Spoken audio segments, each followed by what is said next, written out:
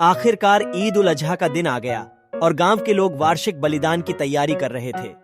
हवा बकरियों और भेड़ों की मिमियाने की आवाज से भर गई थी और ताजी पकी हुई रोटी की गंध सड़कों पर आ रही थी। हमाद इस वर्ष भाग्यशाली लोगों में से एक था।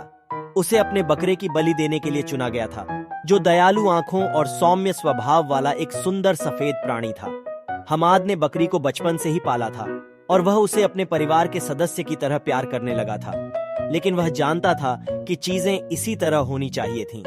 ईद अल अधा पर दुनिया भर के मुसलमान पैगंबर इब्राहिम द्वारा अपने बेटे इस्माइल की बलि देने की इच्छा की याद में एक जानवर की बलि देते हैं।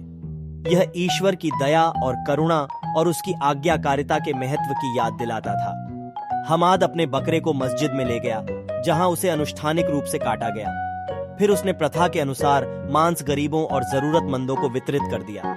यह एक खट्टा मीठा क्षण था, लेकिन हमाद जानता था कि उसने सही काम किया है। जब हमाद ने बकरी के खून को जमीन में बहते हुए देखा, तो उसने उसके बलिदान से होने वाले सभी अच्छे लाभों के बारे में सोचा। मांस से भूखों को भोजन मिलेगा और त्वचा से गरीबों के लिए कपड़े बनाए जाएंगे। और सबसे महत्वपूर्ण बात यह है कि हमाद का आज्ञाकारिता का कार्य उसे ईश्वर के करीब लाएगा। हमाद अपने बकरे की बलि देने के अवसर के लिए आभारी था और वह जानता था कि वह इस दिन को कभी नहीं भूलेगा। यह बलिदान का दिन था, लेकिन यह खुशी और उत्सव का भी दिन था।